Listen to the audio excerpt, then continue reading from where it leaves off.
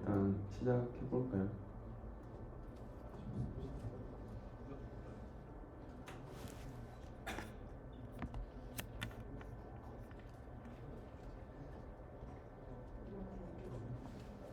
정식이 형, 나중에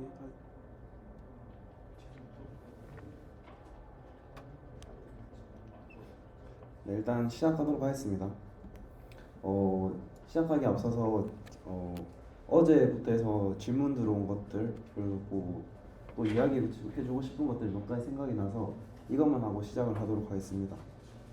아까 전에 들어온 질문인데 이렇게 오토 와일드를 붙여서 의존성을 주입하는 방법이 다양하게 있습니다. 근데 실제로는 이렇게 많이 사용하거든요. 이렇게 하면 오토 와일드 붙이지 않아도 의존성이 주입이 됩니다. 여기 required argument constructor 이라는 어노테이션을 붙이면 자동으로 의존성 주입이 필요한 필드를 기반으로 생성자를 만들고 자동으로 의존성 오토 와일드가 붙여진 형태로 만들어집니다.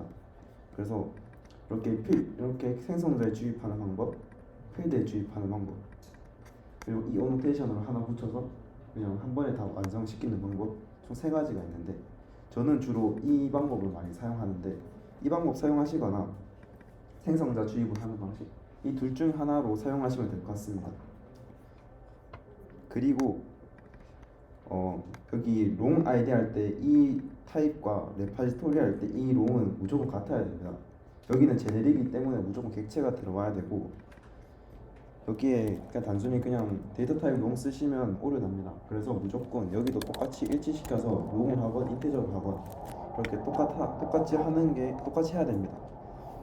그리고 개인적으로 제일 프로젝트 하면서 중요하다고 생각하는 게 네이밍 컨벤션인데요. 자바를 익숙하신 분들은 항상 지키겠지만 익숙하지 않으시는 분들은 네이밍 컨벤션을 어기는 경우가 많은데 무조건 패키지명은 소문자로 시작해서 소문자로 끝나야 되고 그리고 클래스는 대문자로 시작해서 대문자로 시작합니다. 그리고 전부 다 카멜 케이스로 나타내고 대문자로 시작하고 소문자로 시작하고 이걸 꼭 지켜주셨으면 좋겠습니다.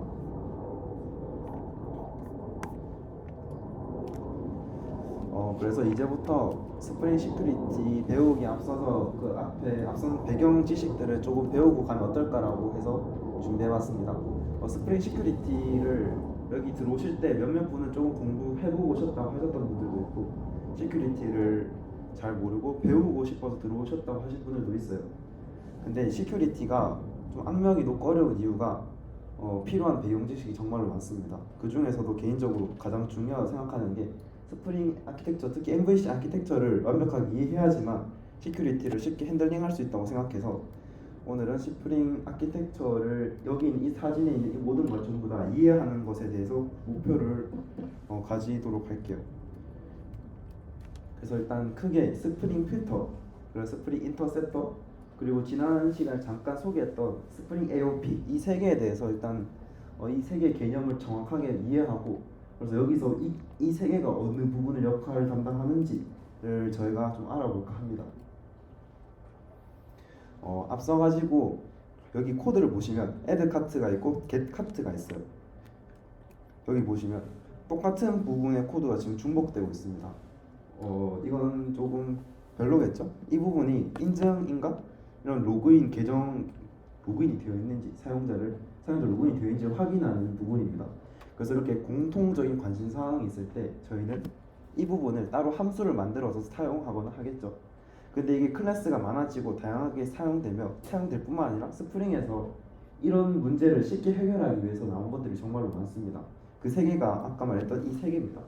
스프링 필터를 활용하거나 인터셉터를 활용하거나 ARP를 활용해서 공통적인 관심사를 분리해서 설계할 수 있습니다. 그래서 여기 이렇게 인증인가하는 부분을 필터로 구현할 수도 있고 인터셉터로 구현할 수도 있고 AOP로도 구현할 수 있습니다. 먼저 근데 시큐리티를 조금 해보신 분들은 대부분 다 필터로 구현했을 텐데 그 이유도 나중에 설명해 줄 거고 설명해 줄게요. 그래서 먼저 일단 스프링 필터에 대해서 한번 알아보도록 합시다. 스프링 필터 이렇게 정의가 적혀 있는데 읽어보자면 표준 제2의 표준 스펙이고 서블렛 API 2.3부도 등장했고 디스패치 서블렛의 요청이 전달되기 전후 부가 작업을 처리하는 객체라고 합니다. 여기서 개인적으로 좀 중요하게 봐야 된다는 게 서블렛 API 2.3부터 등장했다는 건데요.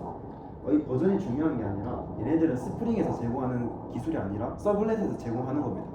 그래서 얘네들은 스프링에서 제공하는 기술이 아니라는 점을 무조건 알고 있어야 되고, 그리고 디스패처 서블렛 요청 전달되기 전후의 작업을 처리하는 곳입니다.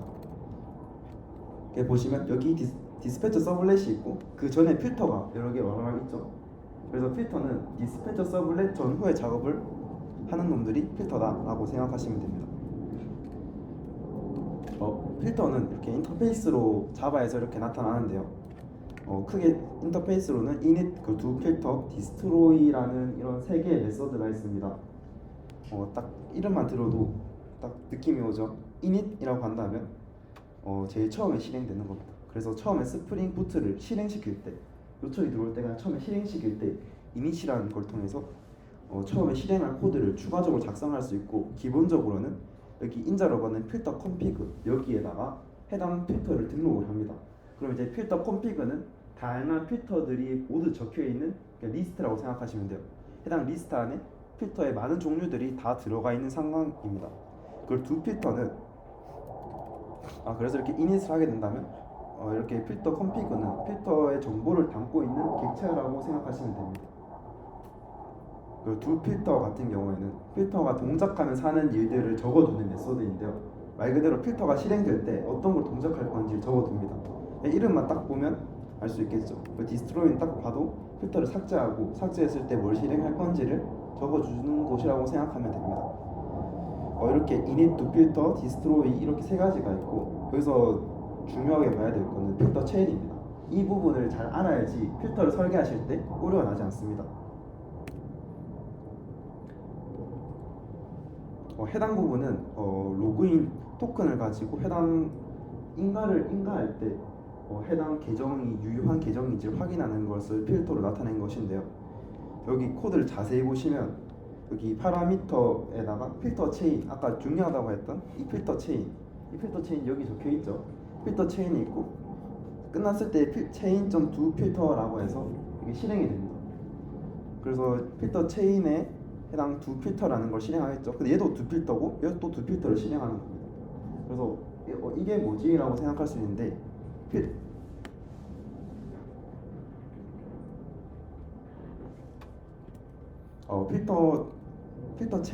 필터 체인 내부의 코드를 이렇게 보면 알 수 있는데요.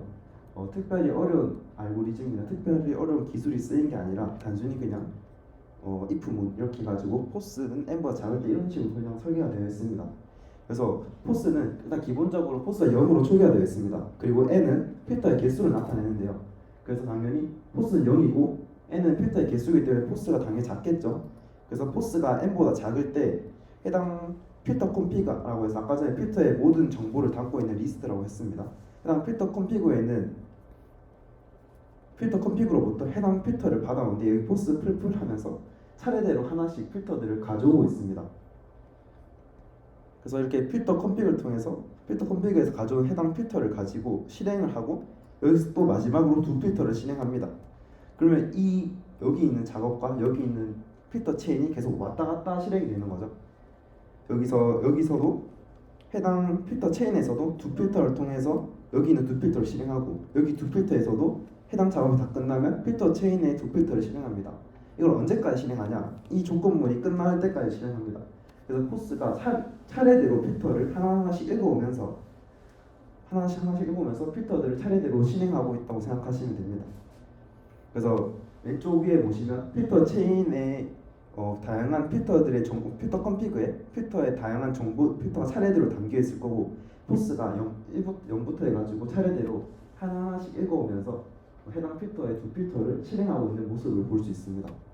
그래서 중요한 것은 필터를 구현할 때 체인.두 필터를 무조건 실행시켜줘야 되는 겁니다.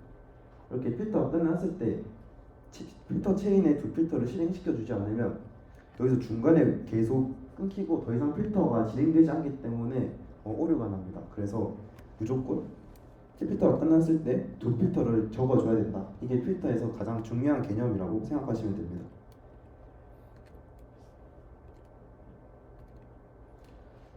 그리고 이제 스프링의 인터셉터인데요.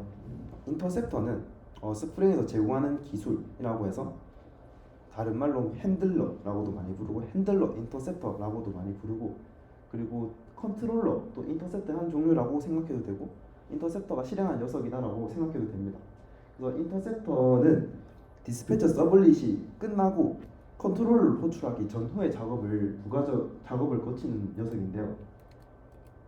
인터셉터를 핸들러라고 부르기도 하고 핸들러 인터셉터라고 부른다고 적혀 있잖아요.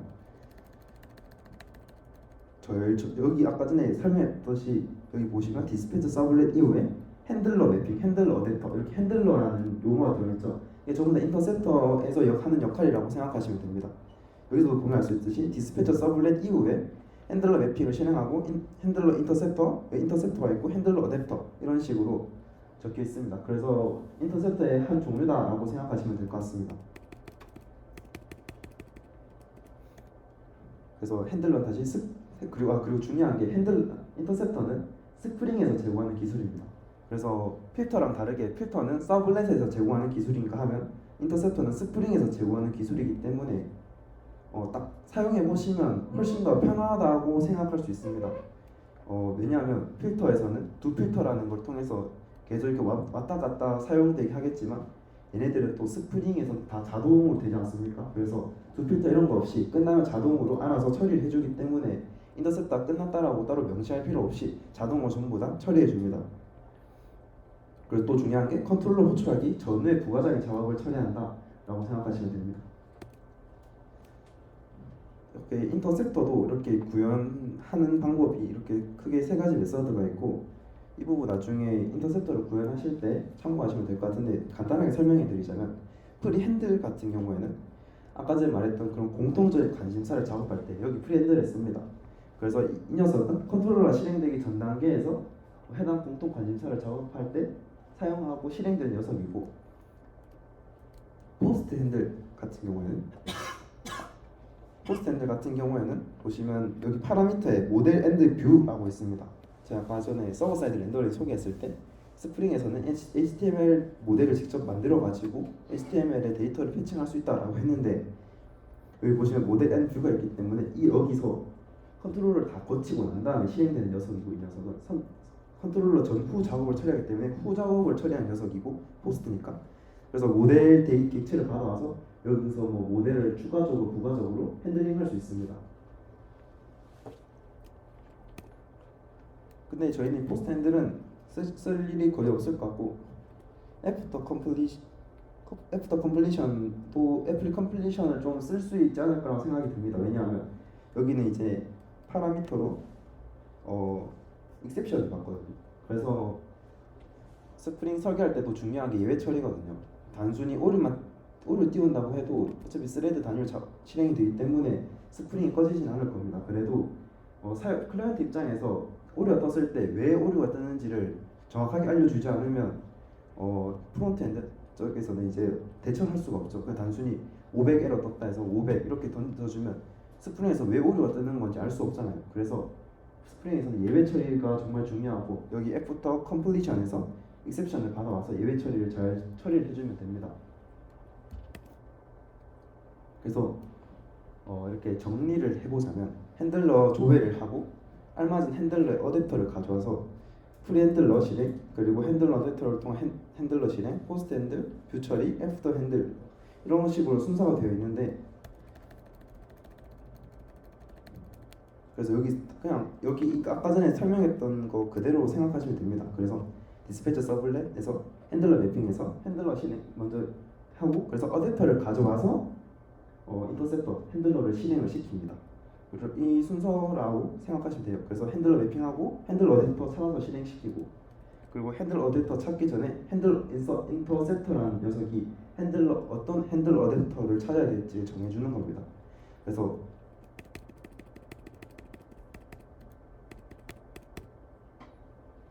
핸들러를 찾아서 어댑터를 가져와서 프리핸들 실행 그리고 어댑터를 통하여 핸들러를 실행한다 이런 식으로 생각하시면 되고 이것보다 제일 중요한 건 프리 핸들러가 전에 실행한다 그리고 애프터 핸들러가 익셉션을 인자로 받아서 실행하기 때문에 예외 처리를 할 수 있다. 이 두 가지를 핵심적으로 기억하고 있으면 됩니다.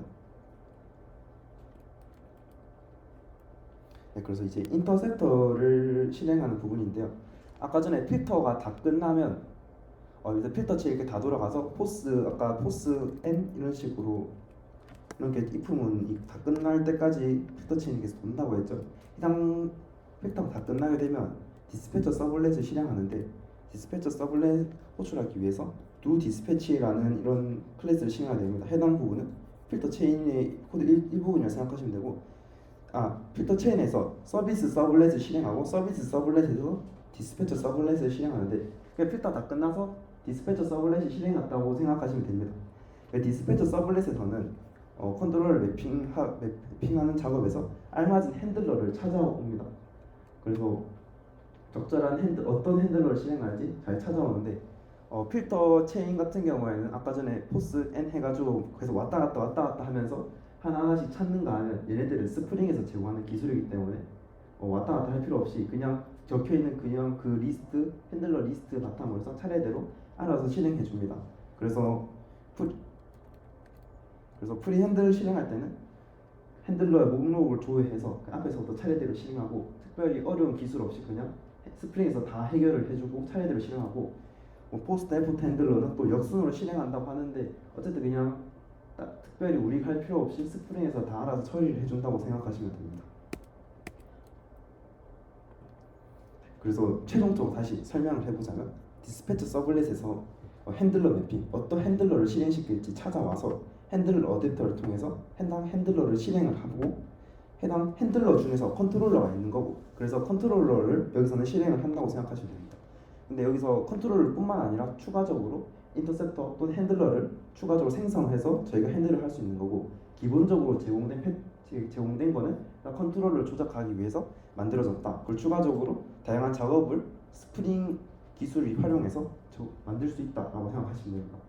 그렇게 되면 필터에 약간 차이가 있죠. 얘네는 이제 필터는 서블렛에서 제공하는 기술이고 핸들러 또는 인터셉터 같은 경우에는 스프링에서 제공하는 기술이기 때문에 서로 사용할 수 있는 것들이 달라요. 필터는 이제 서블렛에서 제공하기 때문에 서블렛에 있는 기술을 사용하고 스프링에서 제공하는 스프링 빈 컨테이너에 있는 데이터를 액세스할 수 없습니다. 그래서 필터에서 데이터베이스를 쓰는 작업과 읽는 작업이 불가능합니다.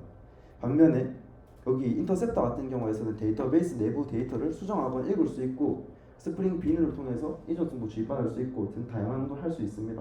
그래서 스프링과 정말 가깝고 컨트롤러가 실행되기 전에 하는 부가 작업이기 때문에 여기서도 많은 작업을 처리할 수 있는 장점이 있습니다. 그리고 세 번째로는 AOP인데요. 이것도 지난 시간에 아마 설명을 했었는데 다시 한 번 더 간단히 설명을 하자면 어스펙트 오리엔티드 프로그래밍에서 관점 지향 프로그래밍입니다. 그래서 여러 객체를 공통으로 적용할 수 있는 기능을 분리해서 사용할 수 있다고 하는데 어렵게 적혀 있는데 여러분이 사용하시는 서비스 어노테이션, 트랜잭션 어노테이션 전부 AOP라고 생각하시면 됩니다.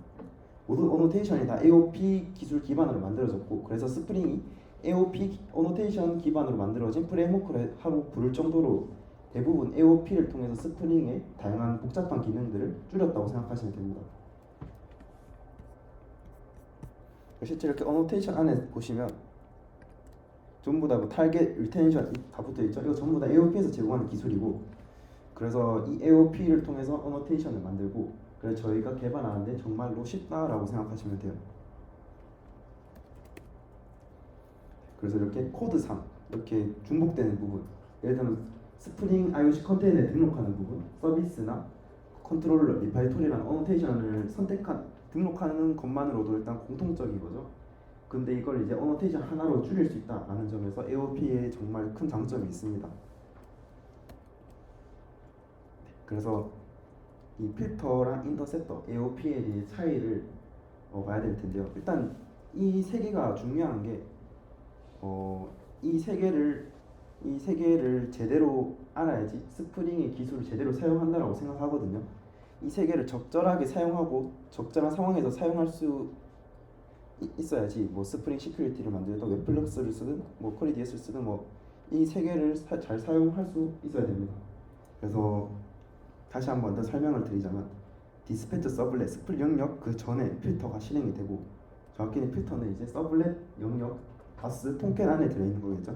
그래서 필터가 실행이 되고 디스패처 서블렛이 실행이 되고 인터셉터가 실행이 되고 인터셉터의 프리 핸들러가 실행이 끝나면 AOP가 실행이 되면서 컨트롤러의 그 내부 비즈니스 모델의 비즈니스 로직 안에 들어있는 어노테이션에 각각의 역할을 부여하면서 이렇게 AOP가 적용이 되는 것입니다. 그래서 컨트롤러 지났다가 다시 AOP가 마지막으로 거치고 인터셉터가 거치고 다시 돌아온 인터셉터에는 이제 애프터 핸들러 또는 컴플리션 핸들러 컴플리션이 실행되면서 외 처리라든지 모델 후 처리를 할 수 있고, 그리고 다시 디스패처 서블릿에 들어갔다가 필터로 들어가서 마무리 작업 거치고 사용자들에게 전달되는 겁니다.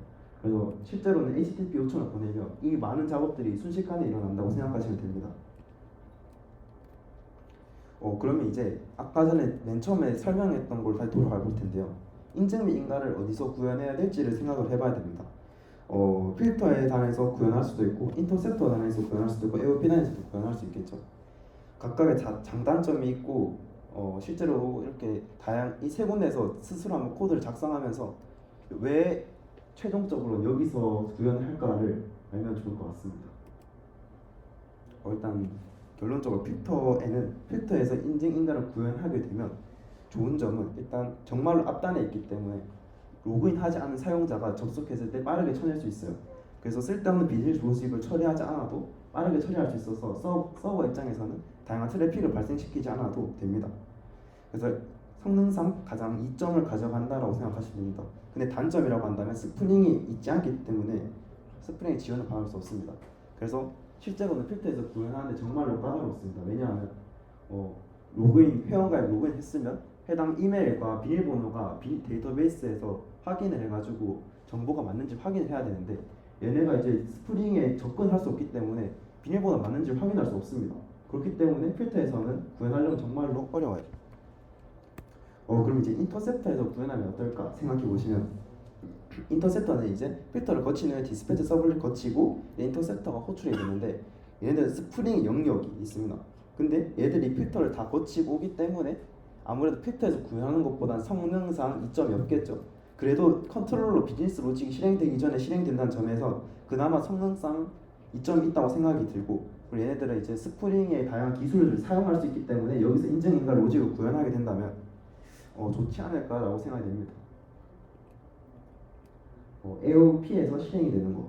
AOP는 이제 근데 부정적으로 적었는데요. 굳이 AOP에서 만들 필요가 없다고 생각합니다. 왜냐하면 인터셉터에서 다 할 수 있고 AOP까지 가면 너무 부하가 많이 발생할 것 같다고 생각이 들었거든요.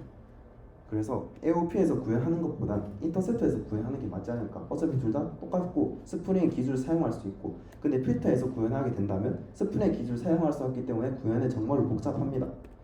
근데 아마 여기 스프링 시큐리티를 조금 공부해보고 로그인 비밀번호 회원가입 구현해보신 분들은 대부분 다 필터에서 구현을 했을 텐데요. 그래서 이 필터에서 구현하는 게 당연히 성능상 이점에도 좋은데 구현하기 어려운 문제가 있지만 스프링 시큐리티는 이 문제를 해결하고자 나왔습니다. 그래서 필터에서 구현해서 성능상 이점도 가져가고 스프링의 지원을 쉽게 받을 수 있도록 스프링 시큐리티가 만들어졌다라고 생각하시면 됩니다. 그래서 저희가 오늘 이 목표가 이걸 좀 더 이해하는 게 목표라고 했죠. 이걸 차근차근 앞에서부터 하나씩 설명을 해볼게요. 리퀘스트가 들어오게 된다면 웹 서버가 가장 최초로 실행이 되겠죠. 여기는 이제 엔진엑스라든지 아파치 이런 웹 서버가 처음으로 실행이 될 겁니다. 고급 웹 프로그램 수업 들으시면 해당 부분에 대해서 설명을 해주실 텐데, 웹 서버에서 가장 앞단에서 처리를 하고, 이 웹 서버는 톰캣의 종속적일 수도 있고 독립적일 수도 있습니다. 그래서 와스가 이제 실행이 되면 스프링에서는 내장 와스가 들어있습니다. 스프링 부트에서는 내장 와스가 있습니다. 그게 바로 톰캣이라는 와스가 내장으로 들어가 있고, 그래서 크게 보면 웹서버, 와스, 스프링 에리어가 있는데, 스프링 영역과 와스가 합쳐져서 스프링 부트가 만들어졌다라고 생각하시면 됩니다. 그래서 해당 톰캣의 안에는 서블렛 컨테이너라고 있고, 스프링 영역에서는 서블렛 웹 어플리케이션 컨텍스트랑 루트 웹 어플리케이션 컨텍스트가 있어요.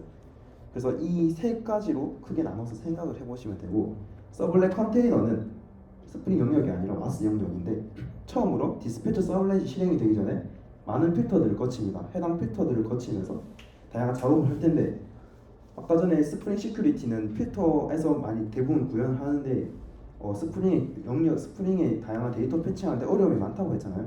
그래서 스프링 시큐리티는 해당 문제를 이렇게 델그레이션 필터 프록시라는 것을 이용하여서 이런 문제점을 해결했습니다. 그래서 스프링 시큐리티가 해당 문제를 해결하기 위해 만들어졌다라고 생각하시면 됩니다. 그래서 해당 필터를 다 거치게 되면 이제 디스패처 서블렛이 실행이 되면서 인터셉터를 실행할 준비 작업을 거치고 어떤 컨트롤러를 실행해야 될지 정해야 됩니다. 그래서 핸들러 매핑을 통해서 어떤 컨트롤러를 실행할지 정하고 핸들러 인터셉터 통해서 핸들러 어댑터를 찾고 핸들러 어댑터를 통해서 컨트롤러를 실행하거나 다양하게 구현했던 인터셉터를 실행하게 됩니다. 그래서 만약에 슬래시 멤버에 포스트 요청이 들어왔다라고 한다면 그러면 이제 리퀘스트 매핑으로 포스트라고 적혀있는 멤버라고 적혀있는 어노테이션을 다 찾아보면서 어디에다가 컨트롤러를 찾을지 핸들러 매핑을 찾아주고 인터셉터 어댑터를 실행해서 컨트롤러를 찾아서 실행을 시켜준다고 생각하시면 됩니다. 이제 컨트롤러에서는 다양한 비즈니스 작업이 거쳐지겠죠. 서비스랑 레파지토리 같은 이런 저희가 작성했던 실제 코드들이 작성하게 됩니다.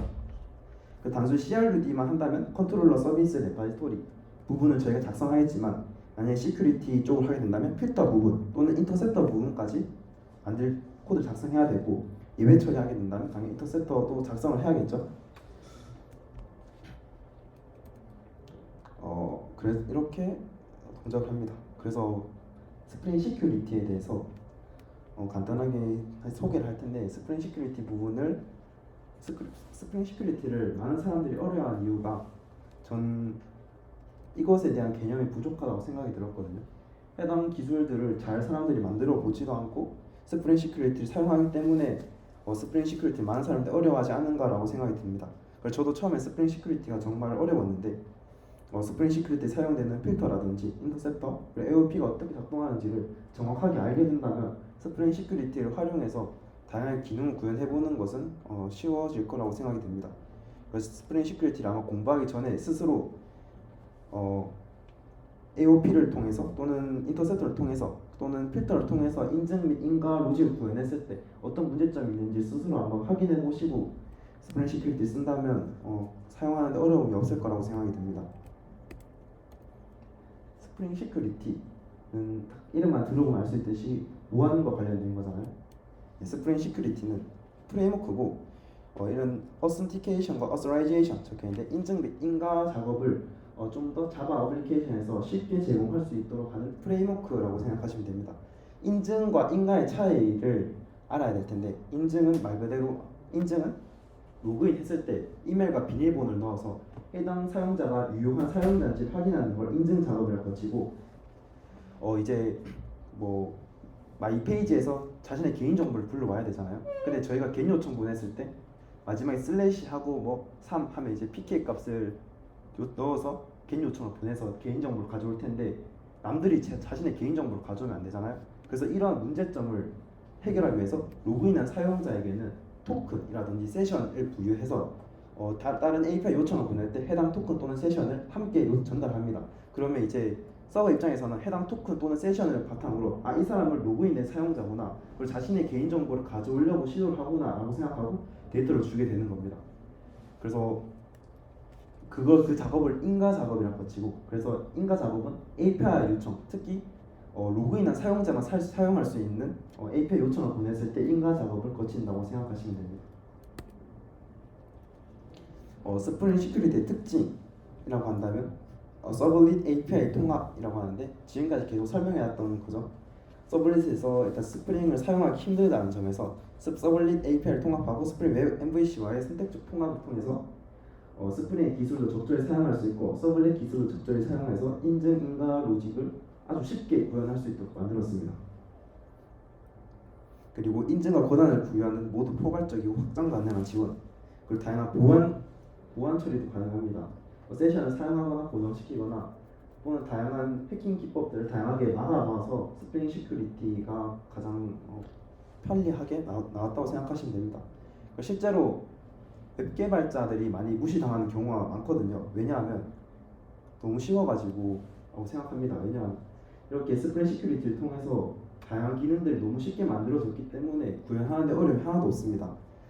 이걸 어떻게 만드는지만 알게 된다면 누구든지 다 구현할 수 있기 때문에 웹 개발자가 가끔씩 무시된다고 생각이 드는데요. 그래서 왜 이걸 사용하는지를 정확하게 알고 사용하시는 것이 중요하다고 생각합니다. 스프링 시큐리티는 아까도 말했듯이 필터 기반으로 해서 인증 및 인가를 처리한다고 하는데요. 오른쪽 부분 보시면 저 전부 다 필터입니다. 시큐리티 필터 체인. 이거 사진보다도 훨씬 더 많고 필터 종류가 정말로 많습니다. 근데 이 필터들을 다 외워야 되냐고 하면 굳이 다 외울 필요는 없고 실제로 인증 인가 작업을 하면서 주로 사용되는 몇몇 필터들을 사용해 보시면 아마 외워질 겁니다. 왼쪽에 보시면 필터 체인에 스프링 시큐리티에서 제공하는 해당 필터들을 중간에 몇 가지 끼워 넣어서 이런 식으로 스프링의 인증 인가 작업을 거친다고 생각하시면 됩니다. 왼쪽에 있는 것들이 아까 전에 말했던 필터 체인, 그걸 두 필터 계속 실행하면서 하죠. 근데 얘네들도 어쨌든 필터기 때문에 시큐리티라도 두 필터를 마지막에 적어줘야 됩니다. 그래서 아까 전에 필터 설명했을 때 무조건 끝에 두 필터를 적어야 된다는 이유가 이렇게 계속 필터 체인이 필터를 차례대로 실행시키기 위해서 두 필터를 실행해야 되는 거고, 시큐리티 작업을 하면서 필터를 많이 쓰기 때문에 꼭 두 필터를 적어주셔야 됩니다.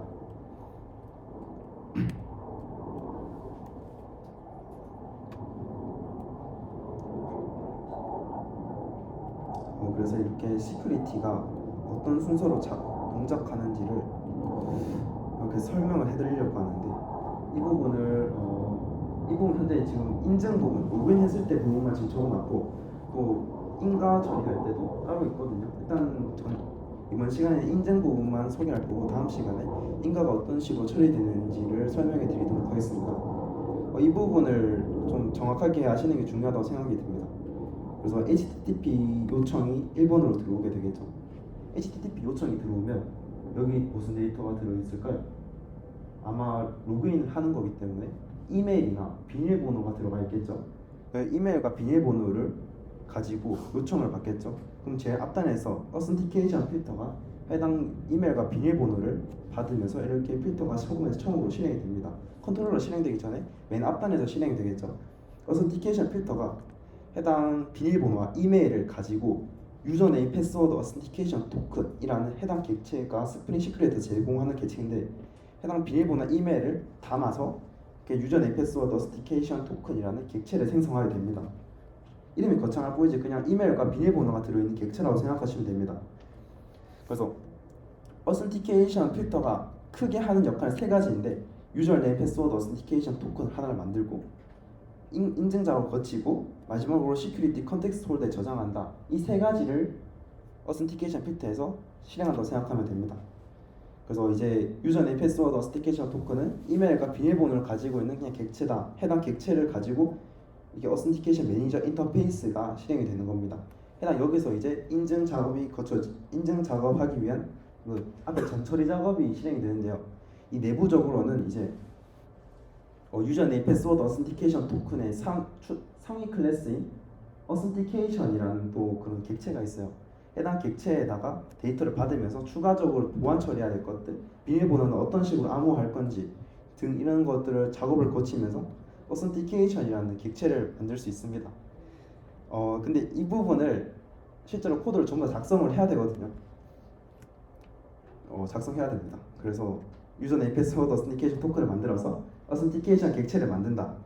객체를 만들어서 어센티케이션 프로바이더를 제공해 유저 디테일 서비스, 유저 디테일즈 유저 이렇게 적혀 있잖아요. 해당 부분은 아마 시큐리티 한 번이라 써보신 분들이라면 딱 뭔가 익숙할 거예요. 디테일즈 서비스, 디테일즈 이런 게 익숙할 텐데, 시큐리티에서 제공하는 유저 데이터 관련 이런 엔티티, 객체라고 생각하시면 됩니다. 서비스 말 그대로 똑같이 저희가 구현한 서비스 객체랑 똑같고, 유저 디테일즈는 엔티티라고 생각하시면 됩니다. 그래서 어센티케이션을 기반으로 해서 유저 디테일 서비스에서는 해당 이메일 또는 아이디를 가지고 데이터베이스에서 조회를 합니다. 그래서 비밀번호가 맞는지를 확인을 하고, 비밀번호 맞으면 해당 유저 데이터를 가지고 오겠죠. 해당 유저 데이터를 가지고 올 때 다양한 데이터를 가지고 오겠지만, 대표적으로는 이메일을 가져오고 사용자 이름을 가져오고 해당 계정이 만료되었는지 또는 해당 계정이 밴되지 않았는지 금지되지 않았는지, 그리고 해당 계정의 권한 정보를 가져옵니다. 해당 계정이 관리자 계정인지 또는 사용자 계정인지 이런 계정 정보를 가지고 와서 유저 디테일즈라는 객체 생성해서 유저 디테일즈 서비스는 반환을 해줍니다. 반환해준 데이터를 바탕으로 다시 쭉쭉쭉쭉 타고 올라가서 어센티케이션 필터는 시큐리티 컨텍스트 폴더라는 곳에 해당 데이터를 저장하게 됩니다. 그래서 나중에 추가적으로 인가 작업을 처리할 때 해당 시큐리티 컨텍스트 홀더를 기반으로 해서 해당 사용자가 로그인했던 사용자인지 아닌지를 쉽게 판단할 수 있습니다. 그래서 이 부분은 직접 나중에 코드를 작성해 보시면 왜 이런 식으로 작동하는지도 알 거고, 인터넷에서 나와 있는 다양한 코드를 참고하시면 꼭 이 플로우대로 하지 않을 수도 있어요. 꼭 이 플로우대로 만들지 않아더라도 인증 인가를 충분히 처리를 할 수 있습니다. 하지만 일단 대표적으로 중요한 건 유저 네임 패스워드 어센티케이션 토큰 얘를 만드는 거, 그리고 어센티케이션 매니저에서 어센티케이션이라는 객체를 생성하는 거, 그리고 유저 디테일즈 서비스는 유저 디테일즈라는 엔티티 객체를 만들기 위해서 생겨난 놈이다. 여기서 데이터베이스에다가 읽고 쓰는 작업을 거쳐서 다시 필터 앞단으로 보내주는 녀석이다. 필터에서는 시큐리티 컨텍스트 홀더에 저장을 한다. 저장할 때 토큰을 저장하거나 또는 세션을 저장해서 사용자 추가적으로 인가 작업을 처리할 때 쉽게 인가 작업을 할 수 있도록 도와주는 녀석들입니다.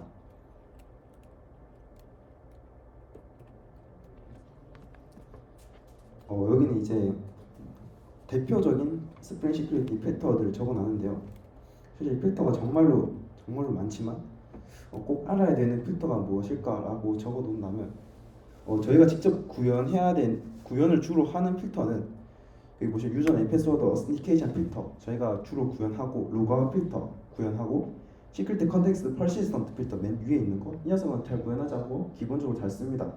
근데 로그아웃 필터 어떤 식으로 로그아웃 할지, 어떤 백엔드 어플리케이션 만드냐에 따라서 처리하는 방식이 달라질 수 있으니까 로그아웃 필터, 그리고 유저 네임 패스워드 어센티케이션 필터는 일반적으로 저희가 직접 필터를 구현하고 처리합니다. 그리고 밑에 이 부분도 주로 사용하니까 알아두시면 좋을 것 같습니다. 간단하게 필터들을 소개를 해드리자면 시큐리티 컨텍스트 퍼시스턴트 필터는 시큐리티 컨텍스트 레파지토리를 통해서 시큐리티 컨텍스트에 로드 세이브 처리한다고 되어 있는데요. 여기 어센티케이션 필터에서 시큐리티 컨텍스트 홀더에다가 저장을 한다고 이렇게 쉽게 설명을 했지만, 이 작업 과정에서도 진짜 수많은 필터들이 지금 실행되고 있는 거거든요. 여기 필터 하나가 적혀 있겠지만, 그래서 그 중에서 시큐리티 컨텍스트 퍼시스턴트 필터가 시큐리티 컨텍스트를 로드하거나 세이브하는 작업을 처리한다고 생각하시면 됩니다. 그래서 여기서 핵심은 시큐리티 컨텍스트가 뭔지를 딱 이해하시면 될 것 같습니다. 그 로그아웃 필터는 이제 로그아웃을 처리할 때 하는 필터겠죠. 이건 구현을 할 수도 있고, 또는 JWT를 쓴다면 굳이 구현을 할 필요도 없습니다. 이거는 어떤 식으로 개발하냐에 따라서 필터들을 유동적으로 잘 구현해서 사용하시면 됩니다. 유저 네임 패스워드 어센티케이션 필터, 이거는 이제 인가 처리할 때 사용하는 겁니다. ID 비밀번호 기반 폼 인증 요청으로 URL을 감시하여 사용자를 인증한다고 되어 있는데, 얘들 이제 인증 다양하게 사용되는데 해당 정보를 가져오면 유저 네임 패스워드 어센티케이션, 아까 여기 메뉴에 보여줬던 유저 네임 패스워드 어센티케이션 토큰, 이 녀석을 만들어서 인증할 수 있도록 그 앞에 부가적인 작업을 거치는 녀석들입니다. 인증뿐만 아니라 인가할 때도 해당 객체가 만들어져야 되기 때문에 이 필터는 웬만하면 자주 구현한다고 생각하셔도 됩니다. 근데 또 구현하지 않고도 만들 수 있기 때문에 그 인터넷에 있는 다양한 코드를 보고 공부하실 때 왜 없지? 이거 잘못 만들었나? 라고 생각하실 수도 있는데, 각자 어떻게 만드냐에 따라서 개발하는 방식이 달라질 수 있다고 생각합니다. 그래서 저는 여기는 필터들을 잘 구현하지 않고 자체적으로 자주 만드는 성향인데, 인터넷에서는 또 필터대로 전부 다 구현하는 경우도 많습니다. 그래서 딱 이런 원리를 알아야지 여기서는 어떤 방식으로 만들었고, 그리고 저는 어떤 방식으로 만들었는지 이런 걸 딱 이해할 수 있다고 생각합니다.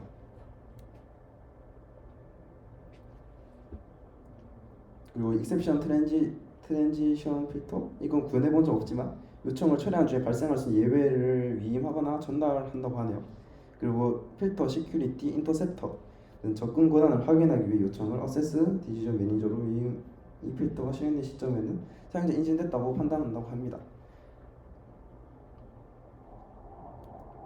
그래서 최종적으로 저희 오늘 목표가 이걸 이해하는 거라고 했는데 다시 한 번 더 설명을 드리자면 디스패처 서블렛 앞단에서 필터가 실행이 되는 게 제일 핵심이고 해당 필터는 스프링의 기술을 사용할 수 없다. 그래서 시큐리티는 그걸 사용할 수 있도록 만들었다. 그래서 디스패처 서블렛 실행이 된다면 어떤 컨트롤러가 실행이 될지 찾아서 컨트롤러를 실행해주고 컨트롤러에서는 해당 비즈니스 로직을 처리한다고 생각하시면 됩니다. 그래서 해당 컨트롤러가 실행이 될 때 해당 여기는 이제 포스트 매핑 이런 식으로 적혀 있겠죠. 겟 매핑 이렇게 겟 매핑 적혀 있는데 여기 있는 어노테이션들을 전부 다 찾아가면서 예를 들자면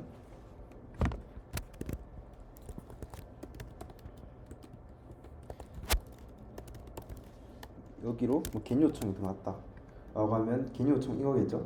여기 멤버 리퀘스트 매핑 들어있으니까 여기 해당 어노테이션이 찾을 수 있도록 핸들러 매핑이 찾아서 핸들러 어댑터가 해당 컨트롤러를 실행시켜 줍니다.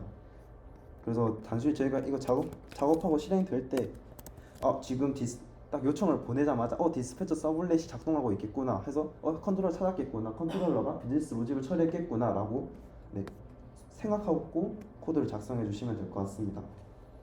그리고 여기 이 부분이 핸들러 매핑, 핸들 인터셉터, 핸들 어댑터 부분이 인터셉터가 처리되는 부분이고 핸들 어댑터에도 아까 전에 말했듯이 종류가 3개 있다고 했죠. 프리 핸들러, 포스트 핸들러, 애프터 핸들러 이렇게 있다고 했는데 프리 핸들러가 실행되자마자 AOP가 실행이 되면서 해당 어노테이션의 기능을 부여해서 비즈니스 로직이 처리된다고 생각하시면 됩니다.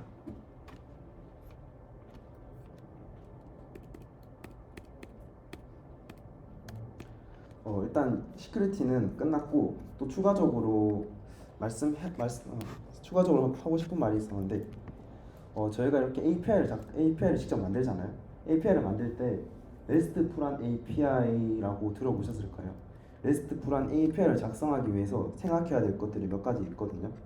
일단 리퀘스트 매핑이라고 한다면 다 똑같거든요. 포스트 매핑, 겟 매핑, 이 매핑 다 똑같이 리퀘스트 매핑인데 그냥 이름만 이렇게 적어줬다고 생각하시면 됩니다. 사실 겟 매핑에다가 포스트 요청을 겟 매핑에다가 뭐 특정 데이터를 겟 매핑 보통 읽는 작업을 처리하지만 수정해도 크게 문제는 없습니다. RESTful한 API가 안 만들어질 뿐이죠. 그래서 해당 매핑은 포스트는 수정하는 작업, 겟 매핑은 읽는 작업, 딜리트 매핑, 그리고 풋 매핑 이런 것도 있고 뭐 옵션도 있고 정말로 다양하게 있는데 이런 것들을 알고 계시면 될 것 같고 RESTful한 API를 작성하기 위해서 저희가 지난번 시간에 세이브 멤버 할 때 뭐 이렇게 해서 세이브 뭐 이런 식으로 했었던 것 같은데 이거는 RESTful한 API가 아니라고 생각이 들거든요. 해당 이름에다가 동사를 넣으시면 안 됩니다. 동사를 넣으면 안 되고 웬만하면 명사로 명시하는 게 좋고 그리고 여기는 멤버 컨트롤러이기 때문에 상위에다가 리퀘스트 매핑해서 슬래시 멤버를 해주시면 이 이후에 작업되는 모든 것들은 슬래시 멤버 이후에 들어가 있는 엔드포인트 API가 실행된다고 생각하시면 됩니다. 그래서 멤버 컨트롤러니까 지금 보통 이렇게 슬래시 멤버 이렇게 적어줍니다. 만약에 이게 팀 컨트롤러다 그럼 슬래시 팀 뭐 그런 식으로 뭐 장바구니 컨트롤러면 슬래시 장바구니 이런 식으로 해서 앞에다가 대충 역할을 적어주는 편이고요. 그리고 세이브 한다고 해서 뒤에 세이브 또 뭐 이런 식으로 하면 세이브 뭐 멤버 이런 식으로 하는 거는 별로 좋지 않다고 생각이 듭니다. 그냥 멤버에다가 포스트 요청을 보내시면 됩니다. 멤버에다가 겟 요청을 보내면 되고요. 하나의 똑같은 엔드포인트지만 포스트 요청을 보내냐 겟 요청을 보내냐에 따라서 하는 역할이 달라지죠. 똑같은 엔드포인트 요청을 보내지만 포스트 요청을 보내면 수정하려는 행위를 하려고 하고 있다. 또는 겟 요청을 보내면 해당 데이터를 불러오려고 하고 있다라고 생각하시면 됩니다. 그래서 RESTful한 API를 작성하기 위해서 엔드포인트를 막 길고 주구난방으로 쓰는 것보다는 멤버면 멤버 해서 심플하게 포스트 요청, 겟 요청 또는 특정 데이터를 하나만 가져올 때는 이런 식으로 패스 베리어블을 쓰든지 아니면 쿼리 파라미터를 쓰든지 해서 만드시면 될 것 같습니다.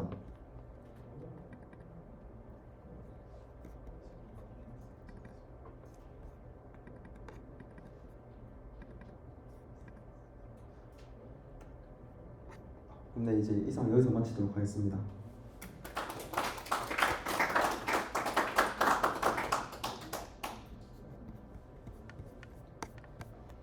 그리고 저희 이제 다음 주는 세션이 없잖아요. 다음 주에 세션이 없어서 아마 전부 다 과제가 나갈 거예요. 아마 오늘 내일 중으로 저희 과제를 공지해 줄 텐데 해당 과제를 최대한 성실하게 임해 주시면 좋을 것 같습니다. 그 해당 과제를 보고 추후에 나중에 시큐리티를 계속 더 나가는 게 맞을지 아니면 그냥 CRUD 부분을 그냥 더 심화적으로 나가는 게 좋을지 판단해서 추후 세션이 바뀔 수도 있다는 점 알고 계시면 좋을 것 같습니다. 이상입니다.